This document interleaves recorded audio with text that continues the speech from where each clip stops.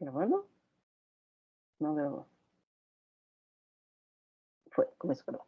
Então, eu fiz aquele videozinho, que foi videozinho, tem esses vídeos que eu vou colocando no Aprender, um videozinho que fala um pouco por que eu começo o curso com esse texto, que é o texto, Pierre Menard, O Homem que Escreveu Quixote, né, que é um texto, que é um conto do Jorge Luis Borges, na verdade, que é um escritor argentino, como eu falo lá no vídeo, que fala um pouco de uma personagem, é claro que é uma criação, é claro que é ficção, de uma personagem que é um homem do século XIX, um homem de 1918, que tem toda uma que vem do século XIX, mas que ele vai estar em 1918, que tem toda uma formação simbolista, tal, e ele resolve escrever novamente o Don Quixote do Cervantes, que é um texto muito anterior, e escrito em espanhol, ele é um francês, o Pierre Menard.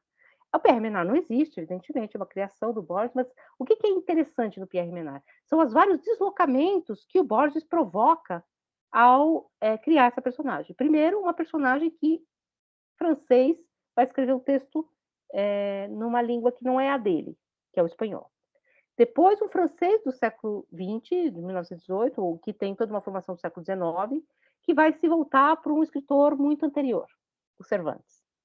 Depois, reescrever esse livro da perspectiva do próprio Pierre Menard, que é um homem de 1918, olhando retrospectivamente esse passado, só que ele vai reescrever um texto exatamente igual. Então, esses vários deslocamentos, né, de você pegar um texto que é aquele texto, e exatamente aquele texto, e como você desloca esse texto para um outro tempo, apesar desse texto continuar sendo exatamente o mesmo, que é o que o Borges diz, ele já é outro. Ele ganha ironia, ele ganha camadas, ele ganha deslocamentos temporais. Por exemplo, diz o Borges, eu não vou repetir porque vocês viram o vídeo, vocês podem assistir e depois vocês podem ler também essa aula que está transcrita. Mas o Borges diz, esse texto do Pierre Menard tem que se haver com todo o tempo que transcorreu entre o Quixote e o próprio Pierre Menard. E todos os fatos históricos que ocorreram. Entre esses fatos históricos, o próprio Quixote, a própria publicação dessa obra. E, no certo sentido, o que a gente vai fazer nesse curso, e por isso eu falei para vocês que é a tarefa da leitura, né, é fazer isso. A gente vai ler, por exemplo, o texto do Kant, né, do Immanuel Kant, e a gente vai lê-lo, claro, com várias críticas, só que a gente tem que lembrar que nós somos Pierre Menard, a gente está lendo de um ponto de vista que tem que levar em conta toda a história que se transcorreu de Kant até nós, que tem que levar em conta, inclusive, o próprio Kant, a própria obra de Kant, que marca a nossa posição de leitura e de crítica. Então, essa posição que eu acho que o Borges marca muito bem é a posição do leitor.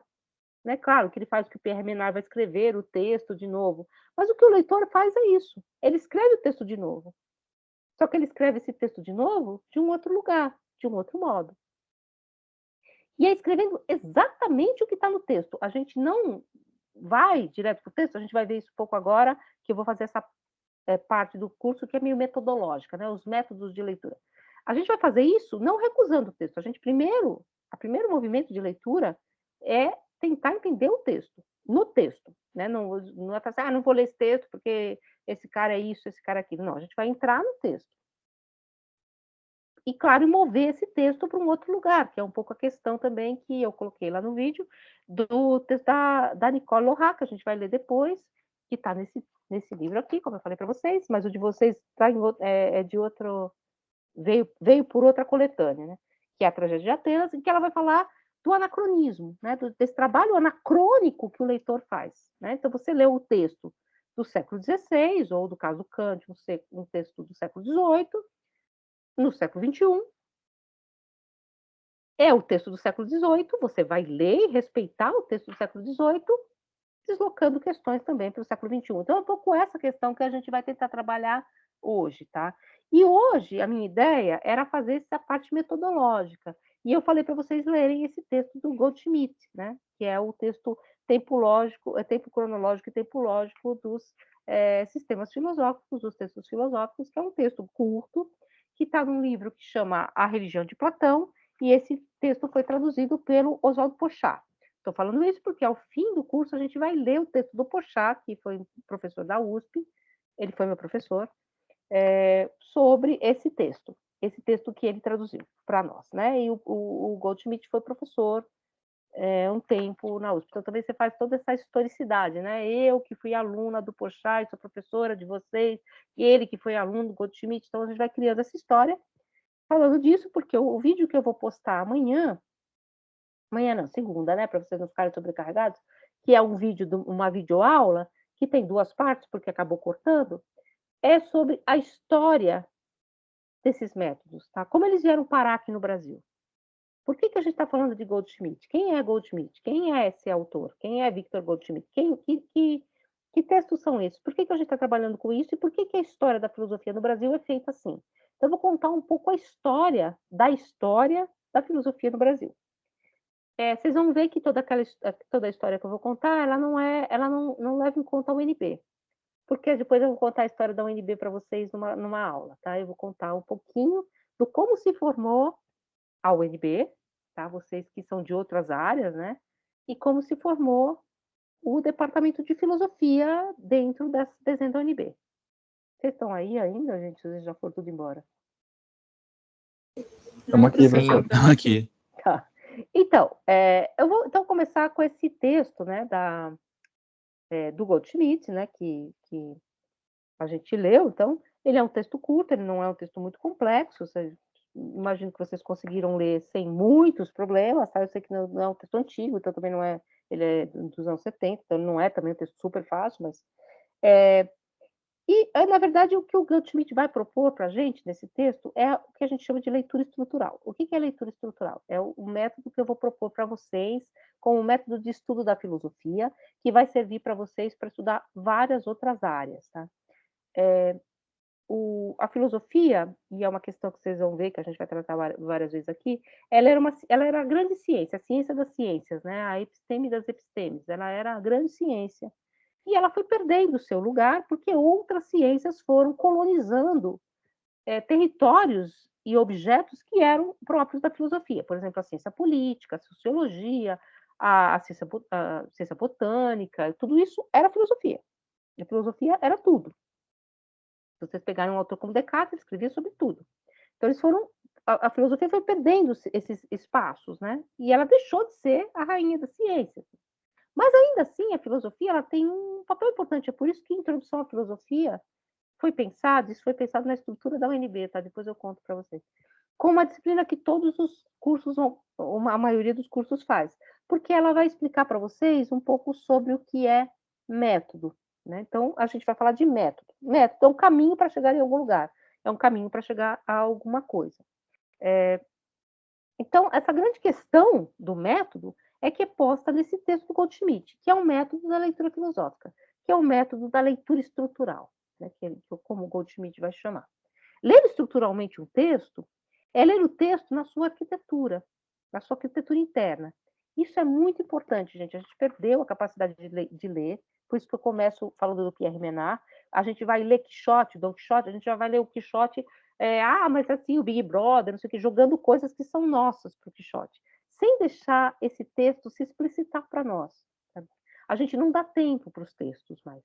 A gente não dá tempo para entender um pouco o movimento interno do texto, a arquitetura do Professora, texto. Diga. tem uma coisa que eu acho meio bizarra, mas faz muito sucesso nos nossos tempos, que é a tal da leitura dinâmica, né? É uma coisa meio horrorosa, assim, porque você pega textos muito complexos, igual você tá falando aí do Kant ou a Bíblia, por exemplo. Você vai bater o olho na Bíblia e vai falar que sabe daquilo?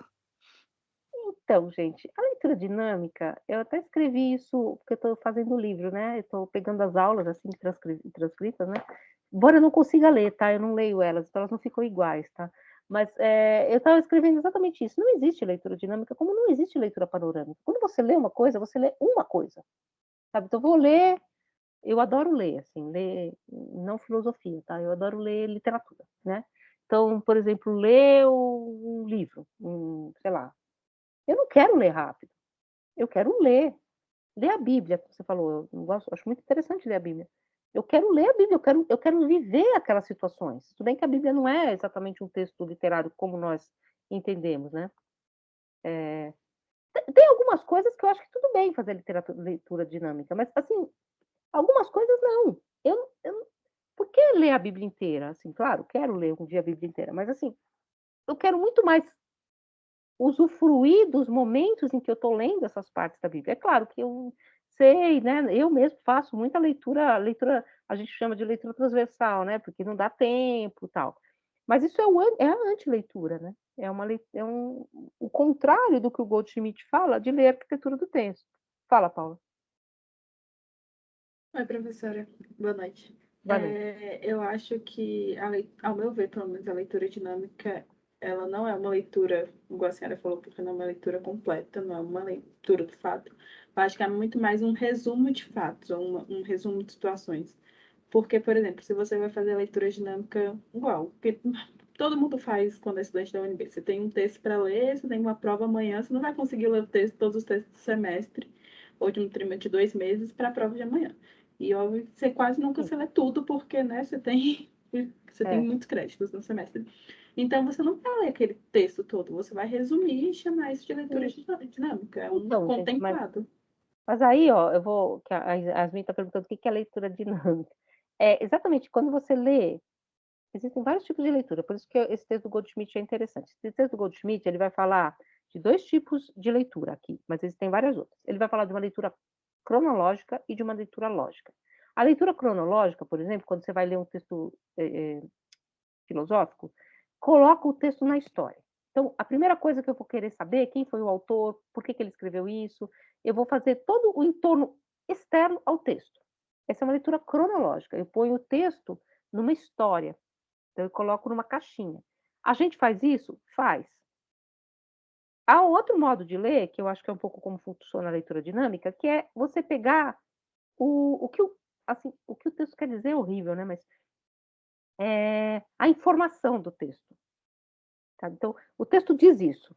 Agora, a leitura lógica de um texto, que é o que o Goldschmidt está dizendo, e por que o Goldschmidt está falando isso? Porque a grande questão dele é o que faz o filósofo? O que é uma leitura filosófica? Porque, gente, vocês, não sei se vocês são de várias áreas aqui, mas a gente lê os mesmos textos às vezes, né? Por exemplo, Platão é lido na filosofia, na letras e na história. Vários autores também, enfim, Hobbes é lido na política, né? Enfim, Marx, Hegel, são lidos de vários modos, há vários modos de ler. Agora, existe um modo que é propriamente filosófico, é isso que o Goldschmidt está falando, existe uma especialidade, um pouco que eu vou falar também naquele videozinho que eu vou postar na segunda. Existe uma especialidade do que é o especialista em filosofia, o que é estudar filosofia, né? Isso aqui para vocês interessa pouco, porque vocês não estão fazendo filosofia. Mas o que é uma leitura filosófica, né? E por que a filosofia tem essa importância, se é que ela tem, né? Não estou dizendo que ela tem, como método. Uma das coisas que o Goldschmidt diria, disso que a gente está conversando, é que existe a informação e a forma. A forma do texto é o que interessa para nós. A forma é o argumento do texto. Então, às vezes, você pode dizer, esse texto do Kant, que a gente vai ler um texto do Kant estruturalmente. Esse texto do Kant fala sobre o esclarecimento. Ok? Ele diz que o esclarecimento é a maioridade. Tá, ok, ele disse isso numa linha. Mas como ele diz? Qual é o movimento interno da argumentação que faz com que ele saia da primeira frase, que ele diz que o esclarecimento é sair da minoridade, ele diz isso numa linha. E chegar na outra ponta, ligando essa minoridade do esclarecimento a uma estrutura da história da humanidade. Como é que ele faz isso? Pelo texto. Como é que se desdobra, portanto, a arquitetura interna do texto que é necessária para que o texto diga algo daquele modo. Não é o que o texto diz, é o como ele diz.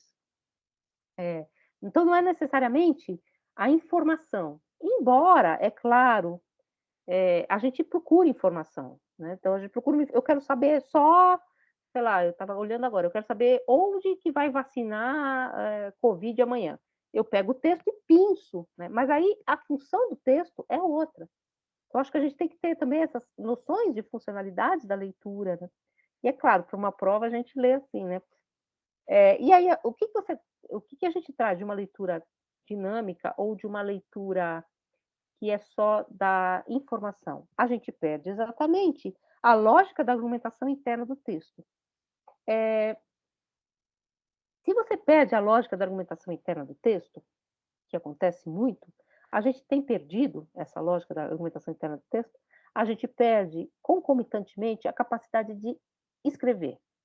Por isso que esse curso também, vocês vão ver alguns exercícios, são exercícios de escrita. Porque o que é a filosofia, o método da filosofia, em última instância? É um método de leitura e de escrita. Não apenas filosófica, porque a argumentação, e a filosofia, ela se acha ainda, né?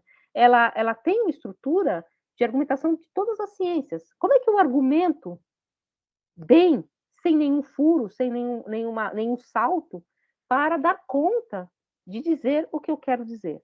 E aí o que o Goldschmidt vai falar dessas questões internas ao texto, né? Como que você lê internamente um texto? E, portanto, como os textos, eles existem em si mesmos. Porque uma outra questão que o Goldschmidt vai trazer é porque se a filosofia fosse só uma história, e fosse uma história em crescendo, progressiva, a gente vai ver depois o texto do Progresso, do Adorno, isso significaria que um autor suplantou o outro. Então, eu não vou ler Aristóteles, eu não vou ler Descartes, eu não vou ler esses autores. Eu vou ler só o último autor que escreveu, porque esse último autor, ele deu conta de todos os outros. Né? Porque ele respondeu todas as perguntas, né? Então ele fez um resumão e respondeu todas as perguntas. Na verdade, o que a gente vai pensar na filosofia é exatamente como cada um desses autores, e o Goldschmidt vai falar isso do tempo lógico de cada um dos autores, deu conta da verdade do seu tempo. Às vezes, e isso é uma coisa muito interessante, nem está tão em questão o que o texto responde, a pergunta que o texto responde, mas o como. E eu vou falar de um exemplo aqui para vocês, que é um exemplo clássico. Todo mundo sabe que, de uma certa medida, o Marx, quando escreveu Capital, enfim, ele pegou várias questões que eram da economia clássica do tempo dele. E várias questões que eram da sociologia do tempo dele.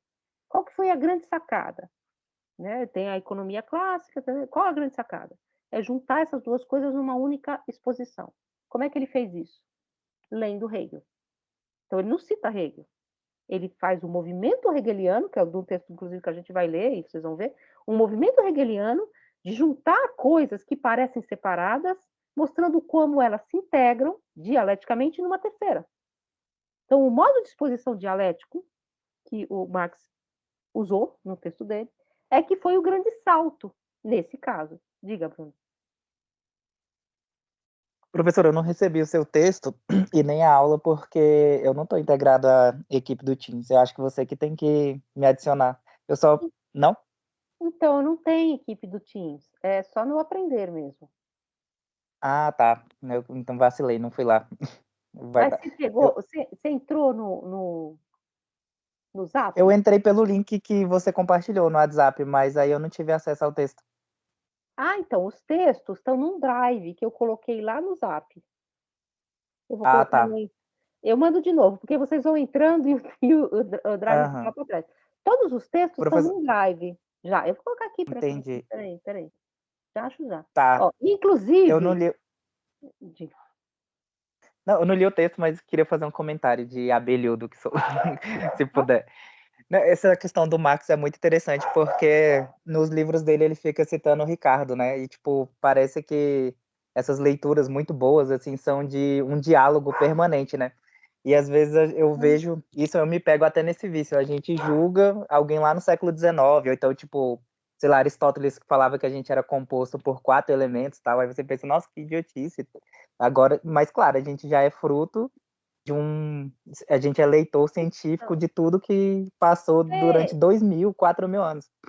E tem uma coisa que o Machado de Assis falava que é bem interessante, assim, que tem essa modinha de falar, tipo, o bom escritor tá à frente do seu tempo, não sei o que, ele é um pensador. E ele falava ao contrário, que o escritor é homem do seu tempo e do seu país. Então ele escreve muito bem a partir dali. E o Marx era assim, né? Ele percebia a situação da Europa e escrevia dialogando com alguma coisa que estava assim 30, 40 anos antes dele.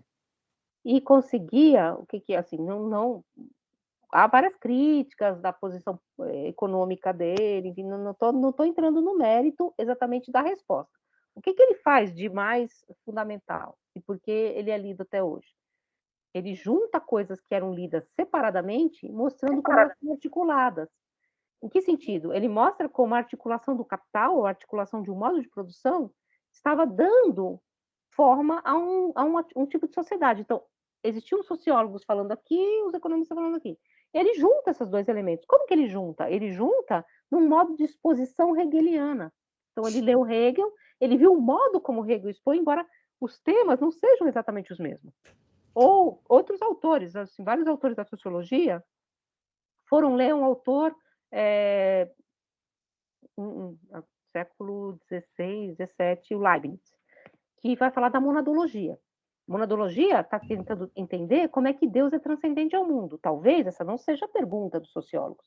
Mas o que os sociólogos fazem? Eles pegam o modo de exposição do Leibniz e usam. Então, o modo como ele concebeu a sua própria argumentação.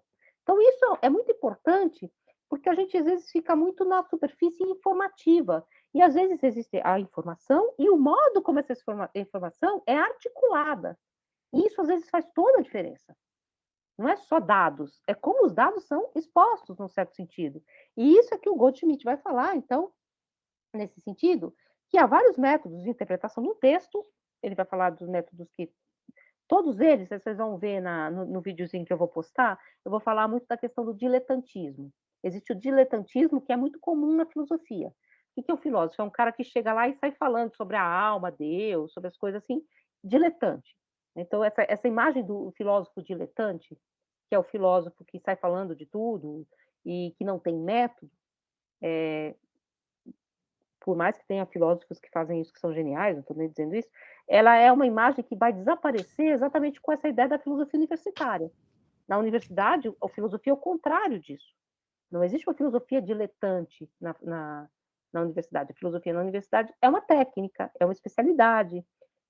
Inclusive, os filósofos, eu nem sou tão a favor disso, são extremamente especializados. Você tem aquele que só fala de Hegel, aquele que só fala de Marx, aquele que só fala de Aristóteles, porque eles entram nesses sistemas e conhecem esses sistemas muito bem.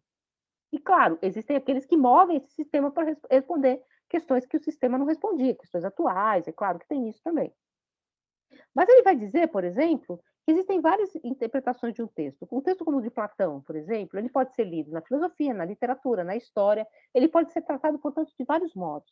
E o Goldschmidt fala, então, de um modo que ele entende como uma leitura filosófica por excelência. Quando eu estou lendo Platão como um filósofo, eu posso ler Platão como historiador, eu posso ler Platão como um jornalista, como um literato, eu posso ler de várias formas.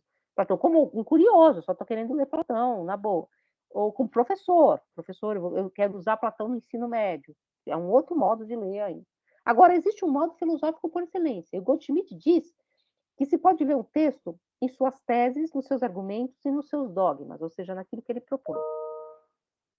E também se pode ler um texto buscando suas causas históricas. Então, você pode ler um texto relacionando o texto com o seu tempo histórico, o tempo todo. Então, você pode ler um texto jogando esse texto sempre para fora, sempre escapando desse texto. Então, eu vou ler Marx pensando sempre no século XIX, tal. Eu vou ler Leibniz sempre pensando no que ele está tentando responder. Eu vou ler Platão, eu vou comparar Platão com uma questão ateniense, a democracia de Atenas, a crítica à democracia, sempre relacionando a esse seu tempo histórico. Né? Óbvio, o que o Goldschmidt diz, isso é uma técnica, e isso não é diletante, isso já é especialidade, mas essa não é a especialidade da filosofia, nesse sentido, que ele vai dizer. Esse é o tempo histórico do texto. Essas leituras, ele vai dizer, elas são externas ao texto. Elas não são desprezíveis, muito pelo contrário, elas trazem vários elementos, mas elas fazem com que os textos, primeiro que eles envelheçam, né? Porque você coloca o texto no seu tempo histórico e ele fica ali estanque, no seu tempo histórico. E primeiro também a questão da leitura documental de um texto, né, como se ele fosse um documento de uma época, ela vai levar em conta as causas desse texto. Então, sei lá, Kant escreveu esse texto porque ele morava na Prússia, porque teve a Revolução Francesa, não teve ainda, né? O texto que a gente vai ler é anterior à Revolução Francesa. Mas porque você tem os movimentos revolucionários, então você põe esse texto na sua história. Sim, esse texto acaba ficando, num certo sentido, como uma espécie de efeito, de sintoma histórico. Então, ele serve como uma sintomatologia da história. Ele é um efeito de uma causa. Ele é algo secundário. Esse é um modo de ler que o Goldschmidt chama de cronológico. Você põe o texto no seu tempo histórico e coloca ele numa rede de antes e depois, de pré e pós-história, aquilo que veio antes dele, aquilo que veio depois, o como ele se relaciona com esses elementos externos. Esse é um modo de ler, não está dizendo que esse modo de ler é errado. Só que nesse modo de ler, quando ele é bem feito também, ele é muito importante, tá? Eu adoro história, a gente vai ler depois a Nicole Lorac, esse livro aqui, ela é uma historiadora, o Vernant, Jean-Pierre Vernant, que eu vou citar várias vezes, é um historiador da Grécia, então eu estou dizendo de forma alguma que a gente está contra a história, não é isso.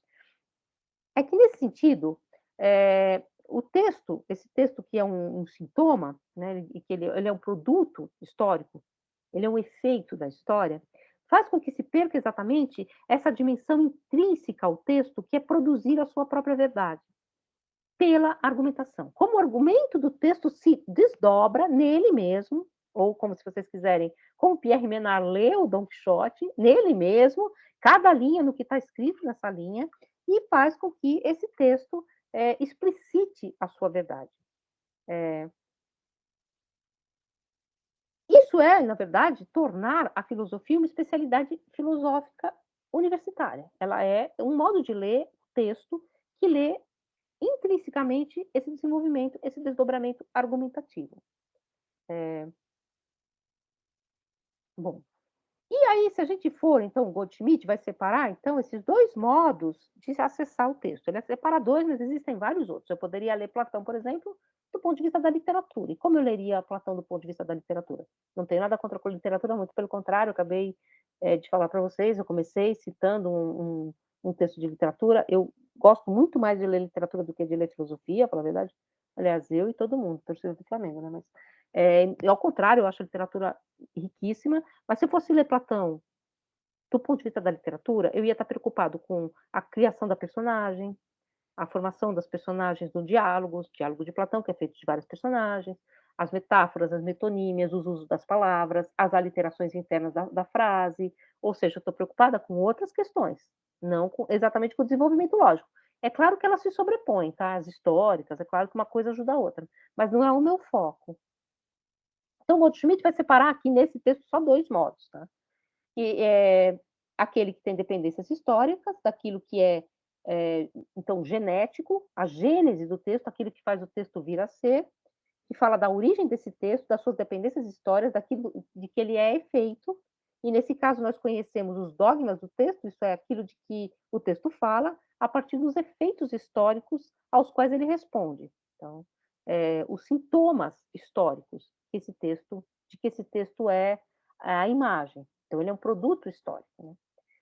O historiador seria, então, algo como uma espécie de médico. Ele vai ver a teologia. Esse texto é um sintoma. E ele fala, inclusive, da questão do médico, depois a gente vai ver, que a gente também tende a julgar os textos nesse modo histórico como se fôssemos juízes da personagem que escreveu o texto, né? Então a gente julga esse texto como uma espécie de sintoma, muitas vezes um sintoma, inclusive, da vida da personagem, o que é absolutamente errado do ponto de vista da filosofia. Por outro lado, em contraposição a esse método histórico, Goldschmidt propõe um método lógico, que é o método filosófico por excelência, que considera ser eminentemente filosófico para acessar os textos. Então, o método de leitura lógica. Estou falando isso para vocês porque eu acho que vocês vão utilizar muito isso na vida de vocês, mesmo que vocês não virem filósofos, se vocês quiserem virar também, vem aí, porque se a gente conseguir ler o texto como ele se desdobra, vocês vão perceber que vocês vão conseguir aproveitar muito mais os textos, principalmente textos que não são meramente informativos, ou textos de dados, textos que têm um desdobramento expositivo, argumentativo. Inclusive, vocês vão conseguir perceber, se vocês seguirem essa linha de leitura, defeitos de argumento, argumentações falaciosas, que às vezes a gente não percebe, porque a gente só está lendo a superfície do texto. Então, a gente pega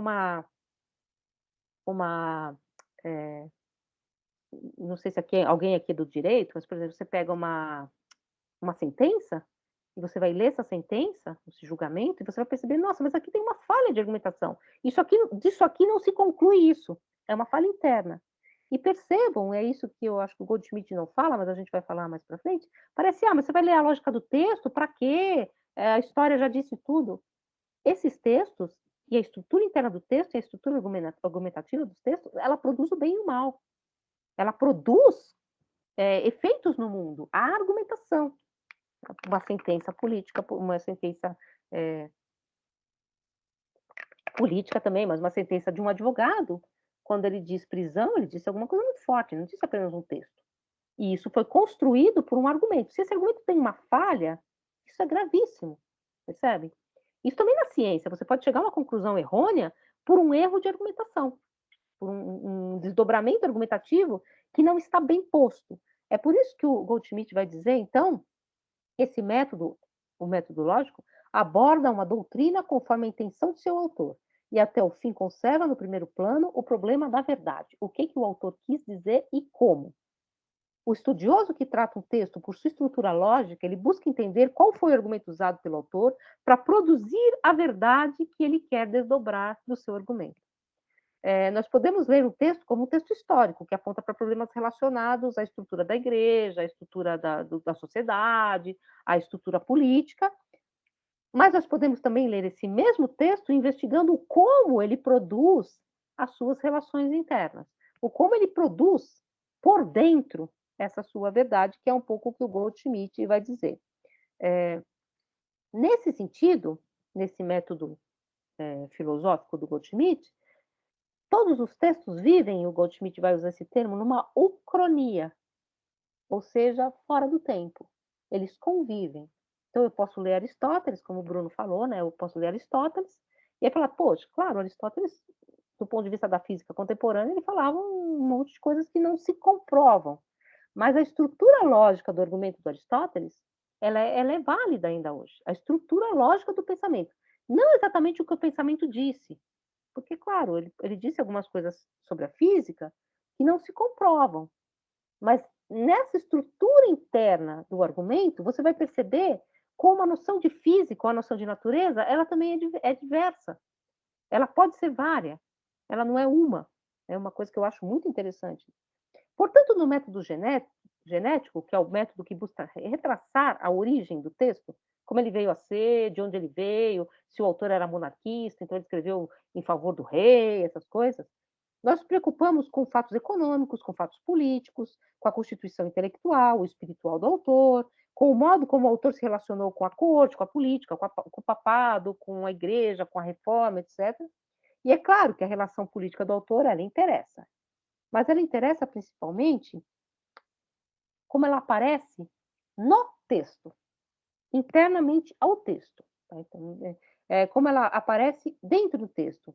A pergunta pela verdade de um texto, diz Goldschmidt, tenta sempre se voltar à verdade subtraindo o texto do seu tempo cronológico e se perguntando se essa verdade se sustenta pelo texto, ou seja, se o argumento está bem construído ou mal construído, né? Então, nesse sentido.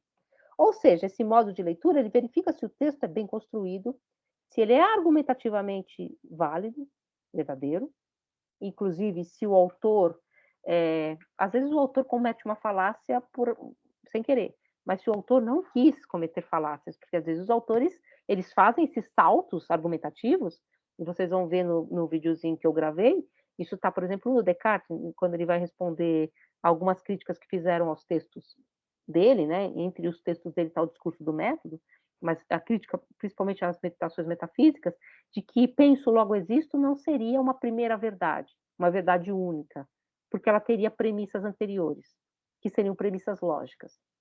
Né? Quem pensa, pensa em algo, quem pensa existe, você já está pressupondo isso. O que o Descartes responde? Você nunca coloca na resposta mais do que veio na pergunta. A pergunta era, se eu sou algo que pensa, esse algo que pensa necessariamente existe. Se há algo pensando, esse algo existe. Eu não posso colocar nessa resposta mais do que a pergunta. A pergunta é essa. Esse é o ponto do meu argumento. Porque se eu ponho na resposta mais do que a pergunta permite, eu levo para dentro da minha resposta coisas que não estão explicadas. E vocês sabem disso, né? Numa prova, o professor pergunta uma coisa muito específica, você não sabe. Aí você responde tudo em volta, né? Sim. Responde tudo em volta para ver se ele acha. E ele vai achar aí no meio a verdade, né? Não é assim? A gente faz isso muito, né? Vou enrolar. Aí você enche uma linguiçona lá, e aí o cara vai ter que pensar ali, a resposta certa é essa. Tudo bem, numa prova, tudo bem que todo mundo comete isso. Agora, numa argumentação filosófica, o que eu fiz? Na linguiça que eu enchi ali, eu fiz carrear para dentro do meu argumento várias coisas que eu não expliquei. E nessas várias coisas que eu não expliquei, várias coisas que são escamoteadas, né? Eu passo por baixo do pano, então você não percebeu que foi ali nessa resposta, porque a pergunta punha uma premissa e a resposta põe várias. Então você carrega para uma argumentação e leva para a conclusão várias coisas que não estão explicadas.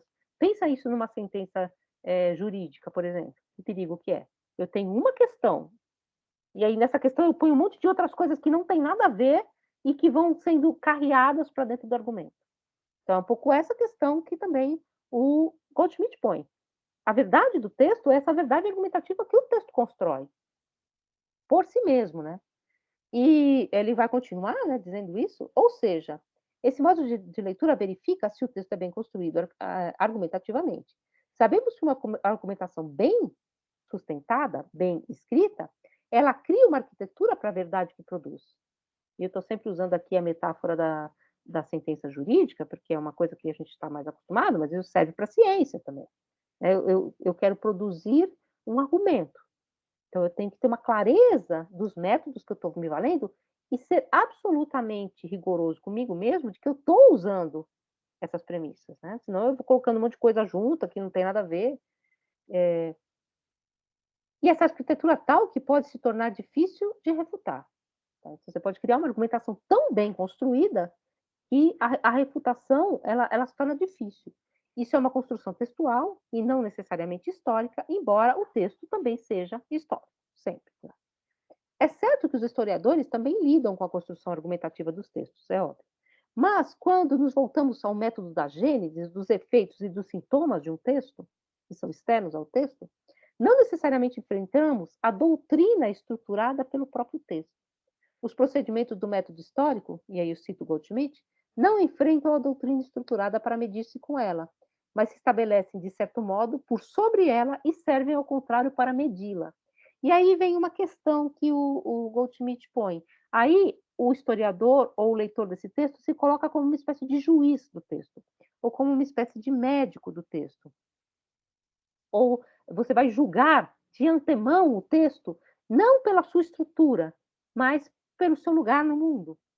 E o método filosófico, ressalta Goldschmidt, vem responder a um problema posto no século XX por um autor chamado Edmund Husserl, que é o que é a ciência rigorosa da filosofia? O que faz, afinal de contas, a filosofia? O que faz a filosofia como uma ciência universitária? Qual é a diferença da filosofia, né? O que hoje em dia torna a filosofia tão rigorosa e tão importante para as outras ciências, se é que ela é importante? Porque a gente vai ver várias questões em torno disso. Se cabe fazer um elogio da filosofia, que elogio é esse? O que nós elogiaríamos nesse modo de fazer filosofia? E aí um pouco essa questão que ele vai trazer, né? O que é esse método interno à filosofia? O que é esse modo de fazer filosofia? E o Goldschmidt fala mesmo do mesmo tema, embora de um outro ponto de vista metodológico. Como ensinamos filosofia em uma universidade? Como é que a gente ensina a ciência rigorosa? Vocês vão falar, mas vai tolher a criatividade, a gente vai falar disso depois. Tá? Citando Russell, que é esse autor que eu falo, ele trabalha a questão do método diante da crise da filosofia com um modo de pensar, que é uma crise contemporânea. Vocês acabaram de falar dessa crise, leitura dinâmica, o texto é só informação, as pessoas não têm mais tempo para pensar um texto, a argumentação ela é atabalhoada, e só interessa para nós a conclusão, né? Muito isso, né? Nós não temos mais tempo de ler. E aí ele vai dizer que é exatamente isso. O texto é um modo de construção de uma verdade, que não está fora do texto, está dentro do texto. A verdade de um texto é construída por ele, por sua argumentação.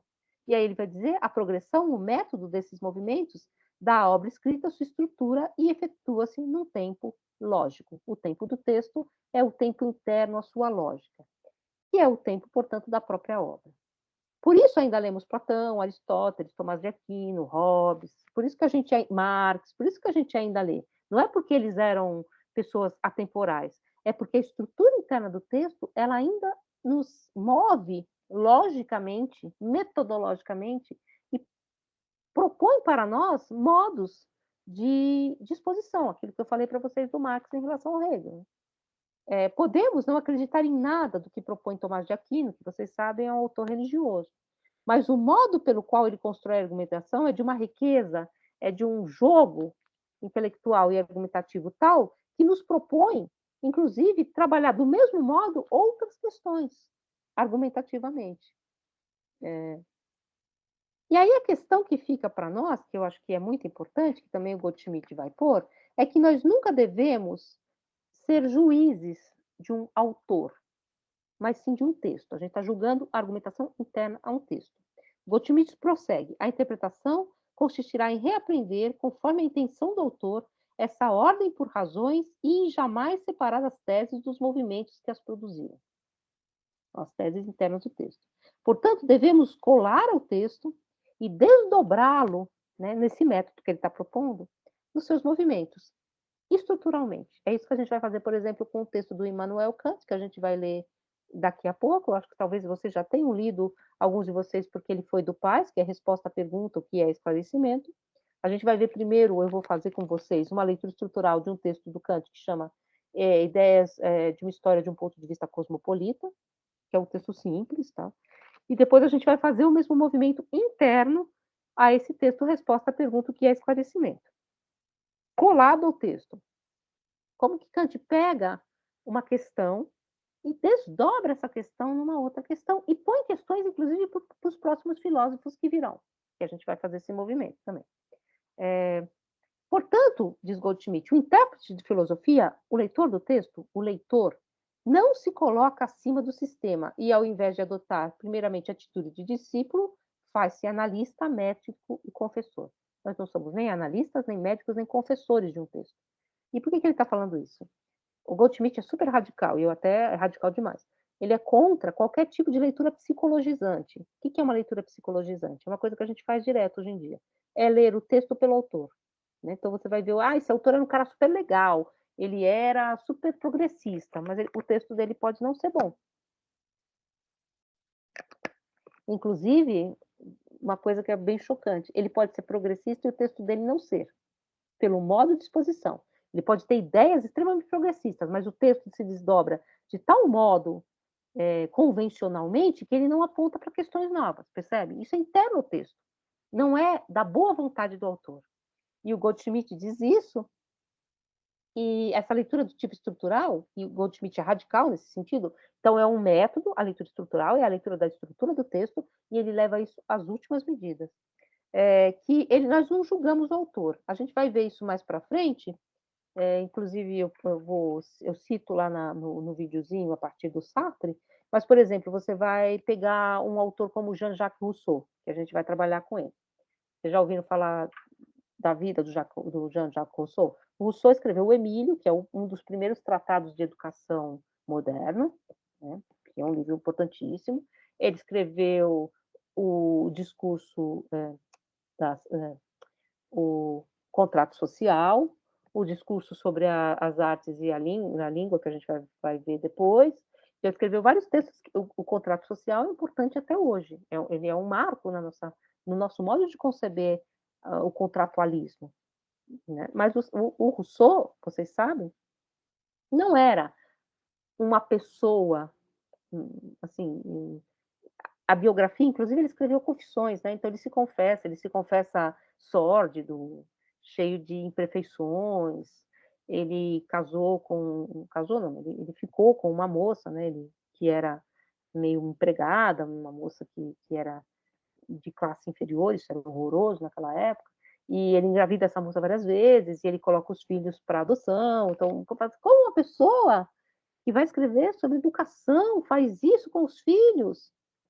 Gente, nós não estamos julgando o autor, porque se assim o fizéssemos, e eu vou citar o Sartre nisso, Jean-Paul Sartre, nós faríamos uma espécie de química fúnebre, e todas as obras, todo o pensamento humano seria totalmente eliminado, porque todo o pensamento humano, todos os textos, todas as obras, todas as formas de pensar, todas as formas mais espetaculares de mover o mundo, todas as coisas mais revolucionárias, elas seriam maculadas pela vida do autor. E maculadas pela vida desse autor, como diz o Sartre, elas causariam em nós, leitores, uma espécie de apaziguamento. Você lê aquele texto, você lê o Emílio, por exemplo. Nós vamos ler o Emílio. Nós não vamos ler, mas se vocês forem ler o Emílio, poxa, que coisa maravilhosa.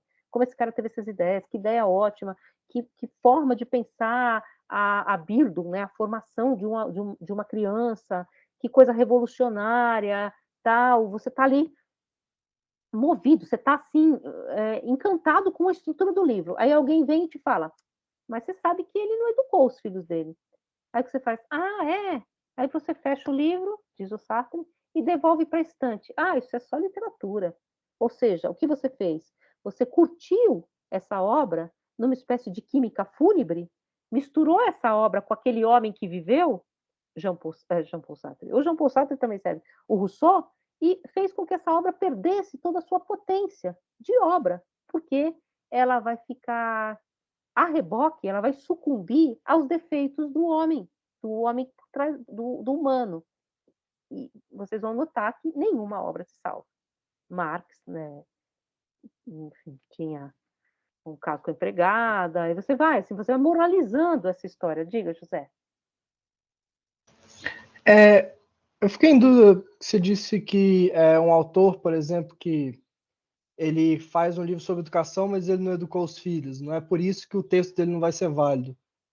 Eu vejo muita gente também usando argumento de que se você não está na situação, você não pode falar sobre ela. Isso aí está relacionado a isso ou Então, é só uma relação... Então, quem diz que ele não está? Ele está na situação. Ele é um homem que está pensando a educação da época dele. Ele está pensando ali a época Sim, dele. Agora, ele não não, é. sim, eu queria... É isso que eu queria saber, extrapolando um pouco isso, um texto de uma pessoa que não viveu uma situação específica, mas só falou por observação, ele ainda é válido ou ele pode ser descartado também? Depende da estrutura interna do texto. É isso que o Goldschmidt te diria, tá? Depende muito mais da estrutura interna do texto. Por exemplo, a gente vai ler o texto do Kant, né? É a resposta à pergunta o que é esclarecimento. Tudo bem que o texto é anterior à Revolução Francesa. O Kant, ele é um prussiano. Ele morava em Königsberg, né? É uma cidade que hoje em dia fica na Polônia, nem a Alemanha mais, é dentro da Polônia. Então ele ficava numa cidade absolutamente alijada do centro revolucionário. Então ele não viveu a revolução. Ele ouve a revolução das montanhas, lá de longe. Mas ele vai trazer reflexões, inclusive, como vai dizer o Walter Benjamin, em um outro texto sobre o surrealismo, muitas vezes a água que desce de um lugar, ela vem mover um moinho muito distante desse lugar. E esse lugar distante, que recebe essa água, ele é capaz, às vezes, de processar muito melhor esse momento.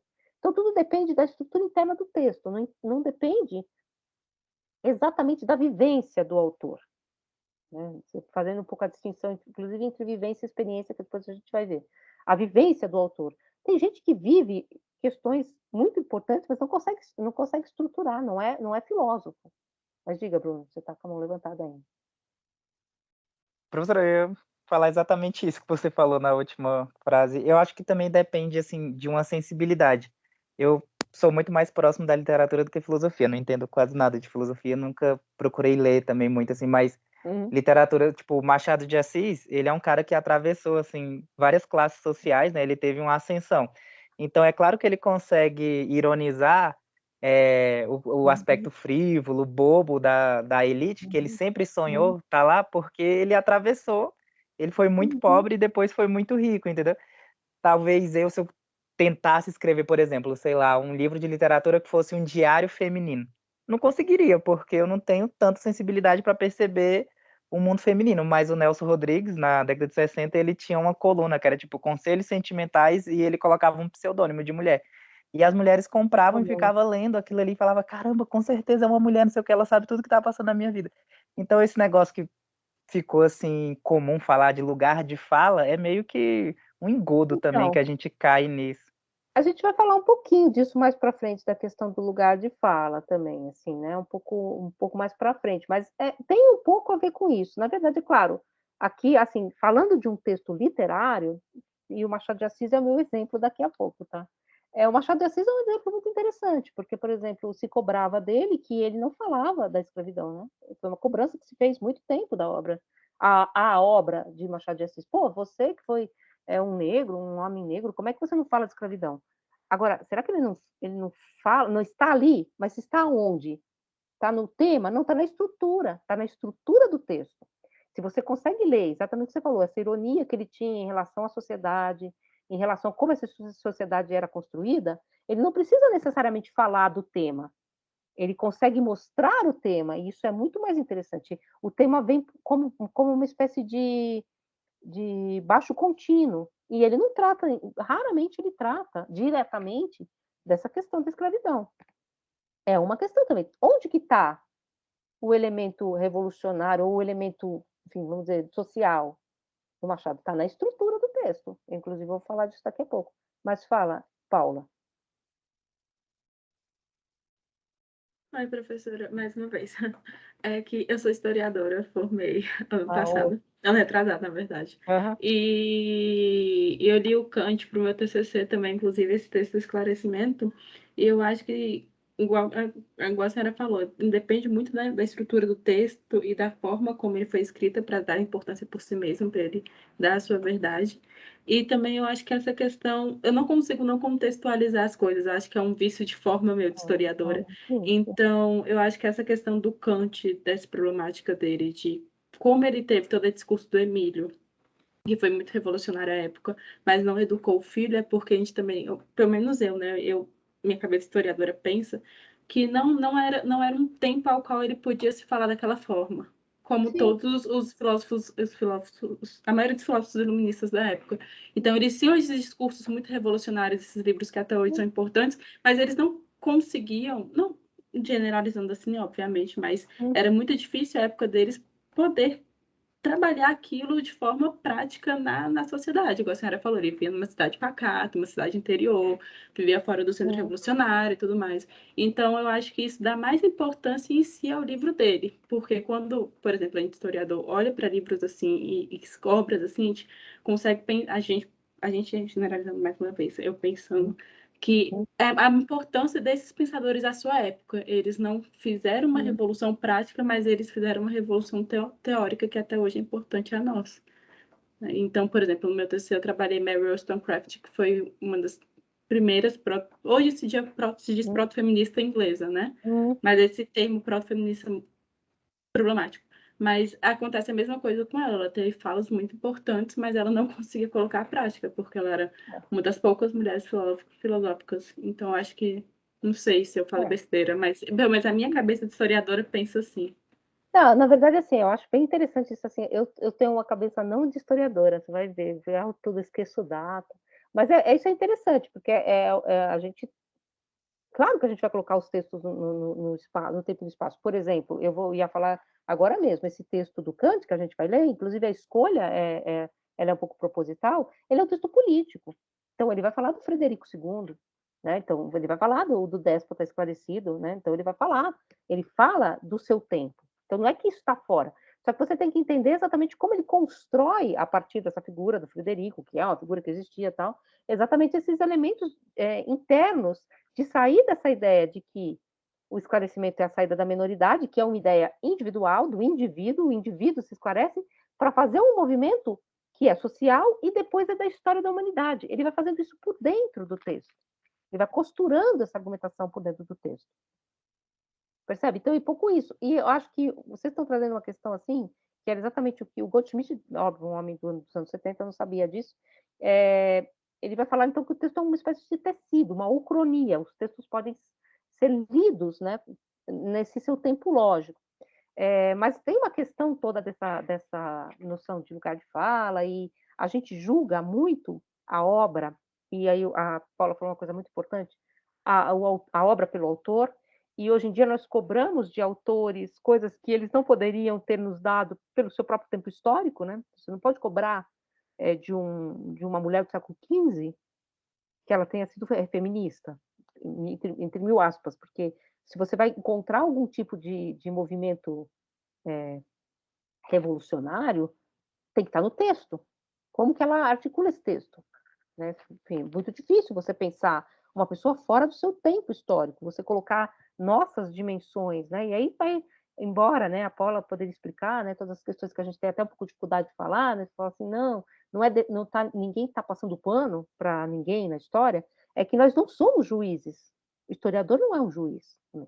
A gente não está julgando personalidades históricas. A gente está vendo como eles construíram, como a Paula disse bem dito, né, teorias que às vezes eles não conseguiam acompanhar, tá, assim, eles mesmos, né, eles não conseguiam ser tão revolucionários quanto aquilo que eles estavam pensando, às vezes no sentido prático, mas às vezes no sentido do estar no mundo, que até hoje reverberam. Em que sentido essas teorias reverberam? Se é que elas reverberam, que é um pouco a ideia depois que eu vou falar da Nicole Lourado, da noção de anacronismo. Então, só pensando, voltando aqui, essa perspectiva, então, do Goldschmidt é de que você tem que evitar essa tendência psicologizante que nós temos, atualmente nós temos muito, a questão do lugar de fala, ela não é só isso, tá? É muitas coisas, não vou querer entrar aqui em polêmica, mas ela tem um certo viés psicologizante, né? A psicologia do autor, né? Você vai procurar a psicologia do autor, né? Então, essa coisa psicologizante. Inclusive, o Goldschmidt diz que nós devemos evitar tudo que o autor não quis publicar, porque você quer apenas aquilo em que a verdade do autor, né, a verdade que ele quis explicitar, está posta. Então, você não vai atrás de cartas, você não vai atrás de textos não publicados, de póstumos, o que é muito problemático. A gente vai ver, inclusive, na história da filosofia, há autores que, sem os póstumos ou sem os textos não publicados, eu mesmo estudo um autor cujos textos não publicados estão vindo à tona agora, que são maravilhosos e são importantíssimos, mas ele não publicou, né? Claro, não publicado, ele não publicou, não são textos acabados, né? Que é o Walter Benjamin, que agora ele caiu em domínio público, né? E estão trazendo as obras de juventude, cartas, diário, né? Eu acabei de ler o Diário de Moscou, que é maravilhoso, em que é a viagem que ele fez a Moscou, indo atrás de uma moça por quem ele estava apaixonado, e na verdade é um pouco uma história de amor e um pouco as visões de um filósofo alemão em 1927 do que está acontecendo das transformações da Revolução Russa em Moscou, então é muito interessante esse jogo todo. Agora, para o Goldschmidt, esse livro, esse diário, não é filosofia, porque ele não interessa, ele não tem uma ordem interna estrutural. Né? Ou outro exemplo, que é o exemplo que eu vou dar mais para frente, porque a gente vai ler, a questão do Nietzsche. Né? O Nietzsche, a gente conhece muito do Nietzsche pelos póstumos, que vieram à tona recentemente, inclusive. Né? Inclusive as falsificações que fizeram da obra do Nietzsche, tornando, inclusive, o Nietzsche uma espécie de filósofo da ascensão do nazismo, tal. Então, como você cria também esses imaginários a partir do desconhecimento de alguns elementos da obra que não foram publicados. Então, eu não vou até o fim com essa questão do Goldschmidt, mas eu entendo o que o Goldschmidt diz. Eu não explico por uma carta a obra. Por exemplo, na carta, o Rousseau diz que tinha brigado com a mulher. Então, você vai falar, então o Emílio é um sintoma disso. Não, isso nunca. Essa psicologização, ela precisa ser muito cuidadosa. Né? Então, principalmente na filosofia. Agora eu queria falar, então, a ideia então da leitura estrutural é ler, portanto, o texto no seu desdobramento. Então, parece que é um método ótimo, que vai servir para ler todos os textos, porque é uma espécie de caixa de ferramenta, qualquer texto de filosofia, e também uma coisa que eu acho muito interessante, qualquer texto de filosofia, entre mil aspas, porque depois a gente também vai ver se isso tem limite, pode ser lido desse modo. O que faz com que a gente perca um pouco o medo da filosofia. Porque aquele medo, né, que o memezinho que andou aí, eu comecei a ler Marx, falando que eu tinha que ler Hegel. Comecei a ler Hegel, eu precisava ler Aristóteles, aí eu já estava lendo as cavernas, né, estava lendo as figuras das cavernas. A leitura estrutural, ela põe exatamente um termo nesse tipo de ideia, porque você lê a estrutura. É claro que um texto depende de outro. É claro que a história da filosofia ela se constrói, mas você pode ler o texto no texto, e, portanto, onde você entrou, o texto que você começar a ler, tanto por isso que eu começo o meu curso por um texto que é moderno, onde você entrou na filosofia toda, porque você entrou no movimento filosófico do texto, e não numa história cronológica externa. Então, se eu entrei no texto do Kant, eu estou vendo a filosofia se desdobrar. Não preciso ver tudo que veio antes, tudo que veio depois. Então, o Goldschmidt se dá também uma ferramenta muito legal contra uma coisa que a gente vai ver depois, a noção de que filosofia é erudição. Então, tem que conhecer um monte de gente, um monte de coisa. Não, eu posso conhecer um texto muito bem. 2, 3 textos, entendê-los muito bem. E isso já vai ser, para mim, uma abertura enorme para outros de exposição. Então, parece, na verdade, que o estruturalismo é uma leitura maravilhosa, é uma ferramenta ótima. A gente vai fazer várias críticas, eu vou fazer a primeira agora. É a ideia de que o estruturalismo, a estrutura e a leitura estrutural, ela é neutra. Porque ela neutraliza, por um lado, o autor se transforma numa espécie de índice interno ao texto. Eu só tenho o texto em tela. Mas também, e aí vocês trouxeram todas essas questões que eu acho que é importante, que está aqui no texto do Goldschmidt, né? Não interessa se o leitor é homem, mulher, brasileiro, negro, branco, europeu. Interessa a estrutura do texto. Se essas questões estão dentro do texto, como no caso do Machado de Assis, elas interessam. Se estão fora, não interessam. Mas, por outro lado, também, eu acho que isso é uma questão interessante, não interessa quem é o leitor do texto. Porque o texto é uma estrutura, percebe? Então, ele é uma estrutura em si, que se dá à leitura, que se dá ao desdobramento. Não interessa quem está lendo, nem quem escreveu. Assim, interessa na dimensão apenas interna ao texto. Nesse sentido, por mais que eu me dedique à escritura, é sempre pensar que eu leio de um ponto de vista, né? E isso não está implicado. Eu escrevo de um ponto de vista que está dentro do texto, muitas vezes. Se eu sou mulher, se eu sou homem, isso que você falou, né? Que o Bruno falou. Na verdade, nas férias, eu ficava lendo um monte de coisa que não precisa, né? Eu li o Madame Bovary, que é um livro que foi escrito por um homem, e eu acho um livro que, não vou dizer que trata da dimensão da mulher, porque não existe um hetero feminino na minha concepção, isso a gente vai ver também mais para frente, mas eu vejo desdobramentos ali de uma compreensão do papel da mulher na sociedade, embora ele fosse homem, não acho isso descabido. E vice-versa, mulheres que escrevem sobre homens também, não é essa questão. Mas é óbvio que o índice de ele ser um homem francês está dentro do texto, está na costura do texto. E aí, qual que eu trago aqui para vocês o exemplo, que é um exemplo que eu acho bem interessante de mostrar o como a potência do leitor, e a gente está falando do leitor aqui, que somos nós, né, é importante. Um exemplo que eu vou trazer da literatura, já que o Bruno falou aí, que é a leitura do Dom Casmurro, né? Então, a gente tem a leitura tradicional do Dom Casmurro, né? Eu acho que vocês já leram, né?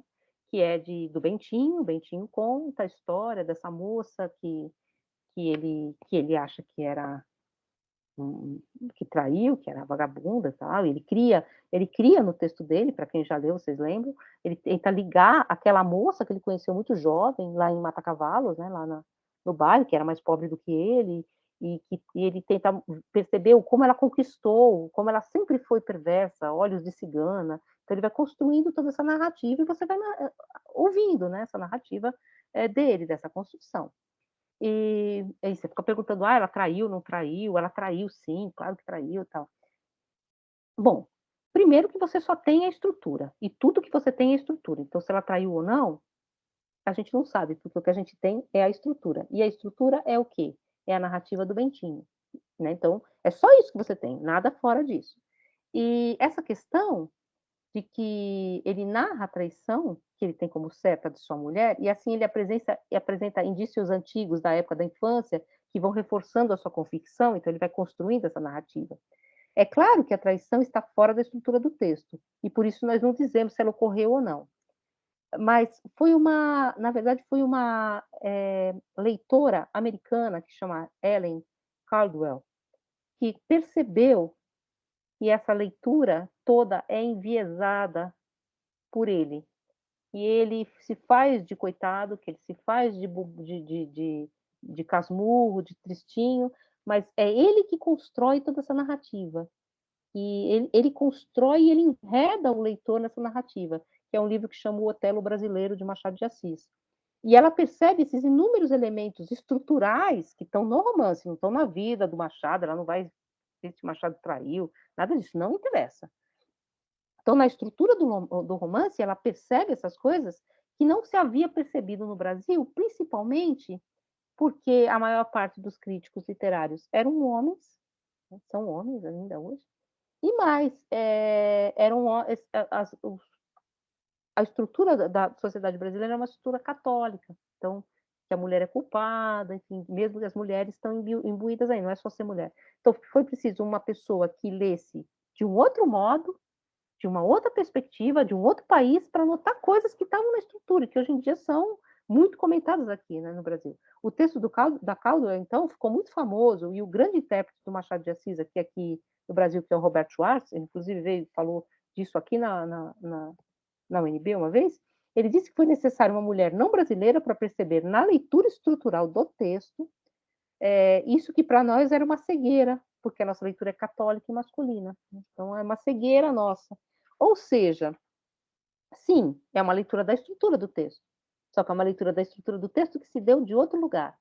Por que eu trouxe essa ideia que é lá de um outro lugar e que é de uma outra área, que é a literatura? Porque também, quando a gente lê autores filosóficos aqui do Brasil, a gente também tem algo a acrescentar a essa leitura, por mais que essa leitura seja uma leitura como aquela do Pierre Menard, que cola no texto. Percebem? Então, a gente vai ler de outro jeito. Eu trouxe até aqui um exemplo, que é um exemplo de um trabalho que eu tenho feito, né? Que, enfim, agora está parado, mas a gente tinha um trabalho que chamava Quem Pertence à Cidade. Tem ainda, né? É uma série de oficinas que a gente fazia nas escolas, em que a gente trabalhava com a ideia de utopia. E isso começou, na verdade, da leitura de um livro, que era um livro do Luca Mori, que é um pesquisador italiano, pesquisador jovem, um jovem pesquisador italiano que pesquisava com as crianças a imaginação política dos jovens estudantes italianos. E ele fazia essas oficinas, fazendo um mapa, vamos fazer um mapa da ilha, vamos construir a ilha, tal como a Ilha de Utopia do Thomas More, tal. Só que a Ilha de Utopia do Thomas More, ela é baseada na ilha de Vera Cruz, de Santa Cruz, que hoje tem nome Brasil. Ela é baseada na descoberta do Novo Mundo, essa ilha. E para nós, do Brasil, é muito complicado pensar numa ilha que vai ser colonizada, né? Sem nenhuma discussão. Então, o que a gente fez? A gente adaptou o projeto dele a uma leitura brasileira. Então, a gente trouxe elementos para dentro dessa construção, que a gente também quer verificar a partir dessas oficinas que a gente faz na escola, a imaginação política dos estudantes. A gente tem o mesmo foco metodológico, só que a gente adaptou muitas coisas, exatamente porque nós, do Brasil, nós temos que levantar outras questões, a gente traz outras sutilezas para essa dimensão de leitura. Muito embora a gente esteja lendo os mesmos textos, a gente está lendo Thomas More, que é a Utopia, Platão, que é a República, que é de onde vem um pouco a questão da utopia. Então, esses elementos eu acho que são muito importantes como crítica a essa ideia de uma preponderância suprema da estrutura, que, num certo sentido, dá para nós instrumentos de ler qualquer texto, porque você vai ler, vocês vão ver depois, a gente vai fazer esses exercícios, e eu falo para vocês vão se tornar, se vocês conseguirem fazer esse exercício, ótimos leitores. Estou dizendo que eu sou ótima leitora, mas eu sou considerada pelas minhas amigas, que são de outras áreas, eu vim um pouco da história da arte, como uma ótima leitora, né? Gostaria que eles me considerassem uma ótima escritora, mas enfim. Porque às vezes eu não entendo o assunto, mas eu vejo, olha, aqui esse argumento aqui, ele casa melhor com esse aqui, você percebe? Então eu tenho muito essa coisa da estrutura, de ir moldando essa estrutura argumentativa. Inclusive, assim, às vezes é uma argumentação com a qual você é que você não concorda, nem é exatamente a sua argumentação, você ajuda, dá água para o moinho da argumentação de uma outra pessoa. Você constrói o texto. Vocês vão aprender muito isso se vocês perceberem esse movimento estrutural dos textos. Então, eu acho que é um ganho, é um método muito interessante. Só que ele tem, evidentemente, os seus limites. O limite deles é não conseguir perceber a posição do autor, porque ele simplesmente neutraliza esse autor, muito embora a crítica à psicologização eu acho importante, mas ele também apaga a dimensão do leitor. E ele joga todo o foco para a dimensão do texto, da estrutura, do tecido, né? O texto é um tecido. Então, é claro que a gente vai fazer esse exercício, e é uma coisa que vocês já falaram aqui, a Paula falou, o Bruno falou, vocês já falaram, o José falou. É claro que a gente não apaga a história, nem nada disso, mas é óbvio também que eu não vou ficar cobrando de um autor, o Rousseau foi mal com os filhos. Eu não vou cobrar do autor, primeiro, uma coisa que é de uma dimensão nossa, né, de como nós pensamos a família.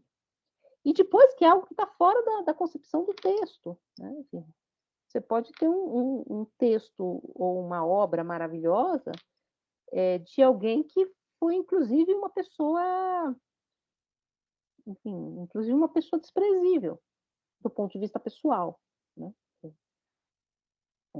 A gente não pode moralizar, né. Uma vez a gente ficou discutindo isso e aí eu vim da história da arte, né. Um dos pintores mais maravilhosos do mundo, que é o Caravaggio, ele não era uma pessoa maravilhosa, né, ele era assassino, ele era brigão, ele matou uma pessoa, ele teve que ser perdoado pelo papa.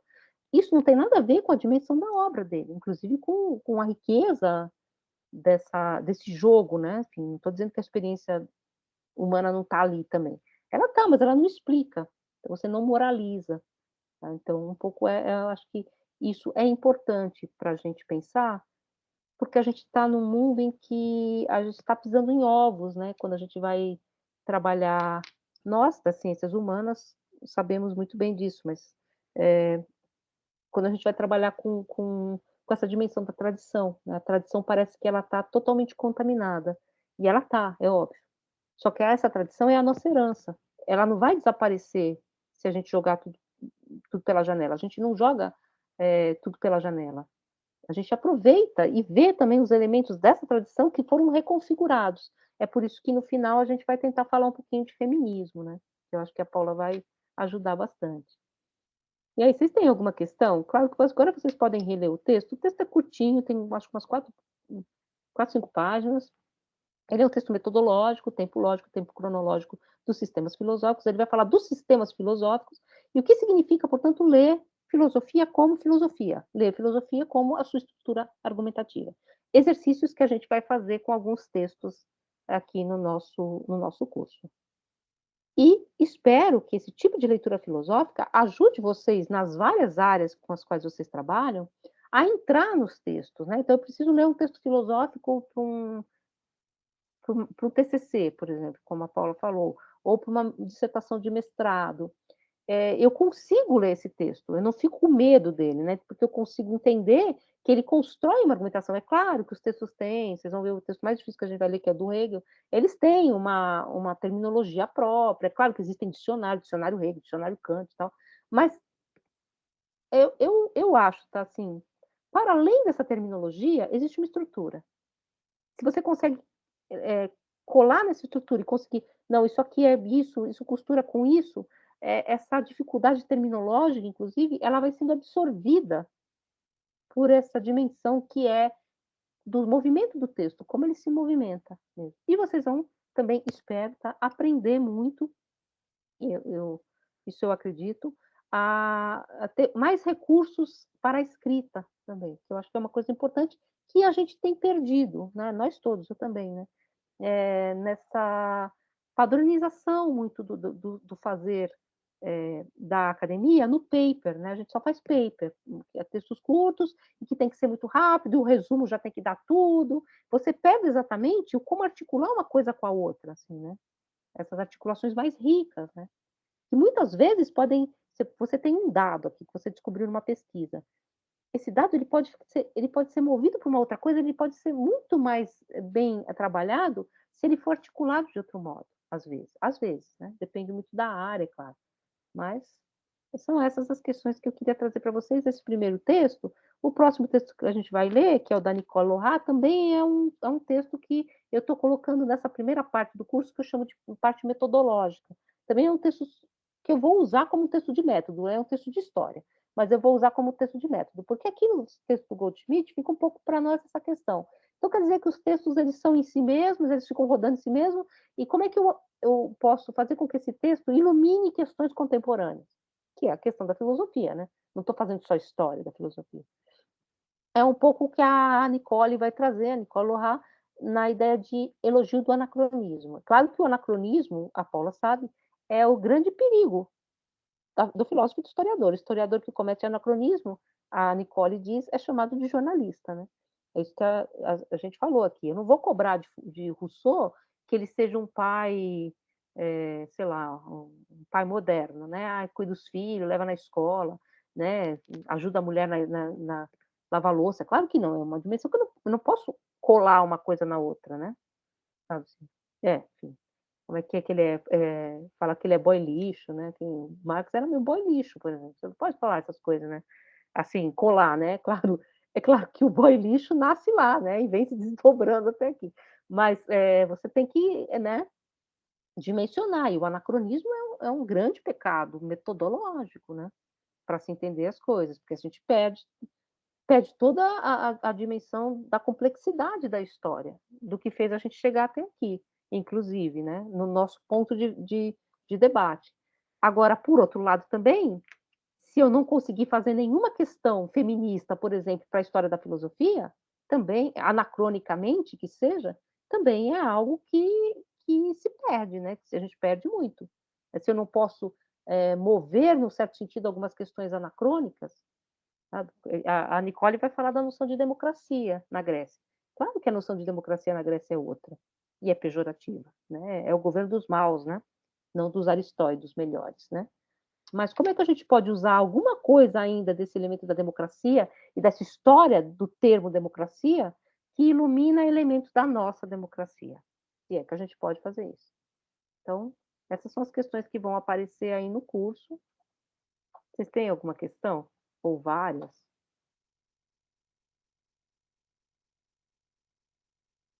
Silêncio. Vocês estão aí ainda? Hoje eu acho que eu já falei demais. Peguei minha cota, mas, Não, professora, eu tava folheando um livro muito bom aqui, que eu tenho ele há muito tempo, comprei no sebo e nunca tinha lido, que é Comunicação em Prosa Moderno, do Otto Garcia. Ortodoxia. E, tipo, ele coloca textos de filósofos, mais da modernidade, ele não coloca nenhum, assim, da antiguidade, muito texto literário. E um monte de coisa que você percebe que o texto está mal escrito, ele explica por que está mal escrito. Aí é bem interessante, assim mesmo. E você falando isso me lembrou, assim, vale a Gostei desse pena ir livro. lá. E sobre o Machado de Assis, eu também tive contato com essa autora, escreveu Otelo, e a Maria Rita Kell também escreveu uns artigos sobre ele. É interessante, assim, que ele está permanentemente debochando dos leitores. Ele até Uhum, fala isso explicitamente. Acho que ele perdeu a paciência e no Memórias Póstumas ele coloca bem assim: o único problema desse livro é tu, leitor. uhum, Só uhum, que ele é tão assim, ele mostra uma figura recalcada, que é o Dom Casmurro, né? Tipo, olha, eu sou tão bonzinho, eu sou o exemplo da sociedade, mesmo assim, ela era uhum, autônoma, tal. uhum, E uhum, ele convence muito bem, mas convence pela nossa formação social, né?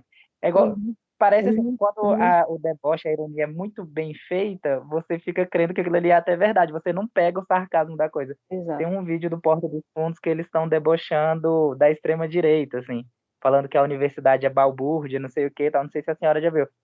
Nos comentários tá todo mundo, caramba, o Porta dos Fundos finalmente abriu os olhos, não sei o que, meu Deus do céu, mas tá Eles não abriram os olhos. descarado. Mas isso é muito É, interessante.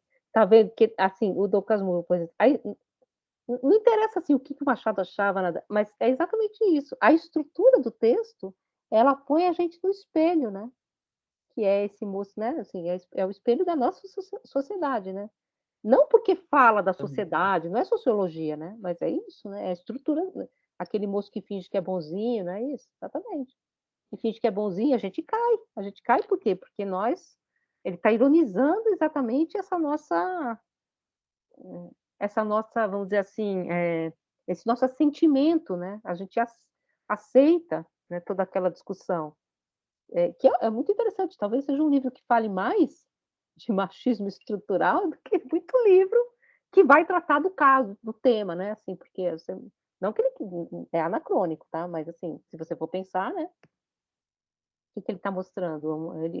Você fica com vontade de chorar do coitadinho, né? Coitadinho, casou com uma moça má, que desde criança ficava pervertendo o menino, assim. E aí você vai caindo na história dele, né? Assim, você vai entrando naquela trama. Isso poxa, né? Então isso é bem interessante o que você falou. E está na estrutura do texto. Não está na história outro do livro, Machado. outro livro que eu acho muito interessante a estrutura, na verdade, vou me falar a real, é o meu livro preferido, que é Os Sertões, do Euclides da Cunha, não sei se você conhece. Ele, assim, é fantástico na estrutura, porque como ele é determinista, ele tem que justificar a história do homem a partir da história do meio. E, tipo, ganhou meu coração porque eu sou da geografia. Então, tipo, a gente na Hum, geografia observa isso, a interação social, só que assentada num palco que é o meio natural, né? E aí uhum, ele escreve muito bem, assim, eu falei, nossa, um dia que eu escrever 1% disso aí, eu tô satisfeito. Porque tem um capítulo lá que chama assim, a sua reflexão na história, e começa com os 3 pontinhos, né? Só que antes ele já construiu, assim, falou que o Tietê nasce no litoral e vai para o interior. Aí ele justifica que isso, as águas do rio, ajudaram os bandeirantes a ocupar o Brasil. Então, tipo, ele tá fazendo assim, permanentemente voltando no início do texto. E às vezes, quando o leitor tá cansado, aí ele faz uma digressão, ele volta, parece que o cara tá vivo, assim, e tipo, guiando essa leitura. É uma leitura que, cara, não precisa de fichamento, porque ele tá fichando para você, é uma coisa impressionante. Então, aí se eu pegar assim, eu vou pegar um resumo. O que que fala os sertões? Aí perde totalmente. Fala, ele fala da Guerra do Canudos, ele fala da terra, do homem da luta. Não, não é isso, né? Isso é didático, né? Então, é exatamente o que você está falando. Então, Bruno, você sabe que esse projeto que eu falei aqui em Pertence à Cidade, ele tem uma versão que é junto com a geografia, que chama Utopia e Território. Depois eu trago aqui para vocês Ah, verem. legal. A E gente, professora, inclusive, só. fez várias lives sobre isso. Eu trabalho com o professor Fernando, sabe? Fernando Sobrinho. Ah, conheço, sim. Tive aula com ele. Mas diga. Só fazer uma fofoca do bem. Você falou que queria que suas amigas falassem que você é excelente escritora. Quando eu fui pegar a aula, aí eu falei para 2 amigos meus da filosofia, né? Eu falei bem assim, eu peguei a introdução à filosofia. Aí, qual é o nome? Eu só não lembrava porque o nome é muito difícil, o sobrenome. Aí eu falei, o início acho que é Priscila. Aí o menino meu amigo pegou e falou assim, nossa, ela escreve muito bem, não sei o que, ela é uma grande intelectual. É o Lauro da Ah, pós-graduação. eu adoro o Lauro, sim. Ah, o Um Lauro amigo é dele. engraçado, né? Caio Ah, mas também. que Caio bom. também. Mas eu acho assim, não me acho grande escritora, não é isso. Mas eu acho que, isso é sério, o Lauro também tem bem essa formação estrutural, né? Porque ele também trabalhou muito com essa questão. Eu acho que aprender a ler, a gente lê muito mal. Assim, a gente em geral, né? É o primeiro passo para aprender a escrever e para aprender a entender método, porque uma das coisas que o Goldschmidt fala, que eu acho que é importante a gente levar em conta, é que quando você se propõe um método, você tem que ser radical nesse método, não dá para ficar fazendo premissas ad hoc, sabe? Então eu falei que eu vou ler só a estrutura do texto, mas aqui eu vou colocar uma coisinha a mais, né? Aqui, todas essas muletas, ad hoc significa para isso, né? Feito para isso, né? Então, ad hoc externo, né? Então, você precisa de uma muleta. Então, eu trago uma questão ad hoc. Você fica enchendo de coisas para segurar o seu argumento ou para segurar o seu método, significa que você não está sendo radical nesse método. E significa que é óbvio que o seu texto, ou a sua conclusão, ou o seu trabalho intelectual, ele não é sincero com ele mesmo, né? Quando você fala assim, meu método é esse. E aí você tem que saber se pôr essa questão, né? A gente acaba tratando o texto, e eu estou falando de mim, de todo mundo, como uma espécie de amontoado. Você vai juntando um monte de coisa e para dar volume. E você não pensa muito bem, às vezes, na forma, né? O texto vira conteúdo, mas ele é forma também. Diga, Paula. O professor, é só utilizando um pouco mais da minha cópia, eu também vou copiar o Bruno aqui. Mas, um primeiro comentário rápido, eu acho que eu participei de uma semana universitária desse projeto que vocês estão falando de filosofia e geografia. Eu tenho uma leve lembrança que eu fiz uma oficina dessa, eu acho que na minha primeira ou no meu primeiro e segundo ano da UNB. Assim, eu lembro de coisas muito raras, mas eu lembro que era sobre isso, filosofia e geografia. Eu até fiquei na época, gente, filosofia e geografia, qual a conexão aqui nesse meio? Mas eu lembro, assim, rapidamente esse comentário. E 2, eu acho que, para finalizar, assim, a minha fala, eu acho que essa importância da leitura estruturalista, essa leitura lógica do autor, é muito, igual a senhora falou, acho que é muito para a gente no sentido prático. Principalmente a gente que tem o costume de fazer um vestibular, um Enem, uma prova. Eu sou professora, então ensinar as crianças a escreverem dessa forma, saber ler o texto, como ler o texto, saber escrever um texto, sem sair dessas voltas teóricas, voltar 1000 anos atrás para pegar um conceito lá atrás, não. Ser bem prático ali nessa escrita, nessa leitura. Eu vejo muito essa importância prática, essa teorização lógica, essa estruturização nessa prática assim, cotidiana nossa. Só para finalizar minha fala mesmo. E eu acho que a senhora, além de uma boa leitora, uma boa escritora, acho que a senhora deve ser uma ótima orientadora também. Ixi, acho que não, viu, gente? Mas deixa eu só complementar aquela coisa que a Paula falou, que eu acho que, assim, eu trabalho um pouco com ensino também, claro. Todos nós, a gente está numa licenciatura, né? A filosofia é uma licenciatura. A gente tem muito uma fala, e vocês vão ouvir, não estou criticando, não acho errada, mas vocês já ouviram isso. A gente tem que formar cidadão crítico, leitor crítico. E quando a gente põe esse termo, leitor crítico, eu já percebi que as pessoas entendem assim: antes de começar a ler, eu já tenho que começar a chutar o pau da barraca. Então eu começo a ler Kant, não, isso aqui não concordo, isso aqui não concordo.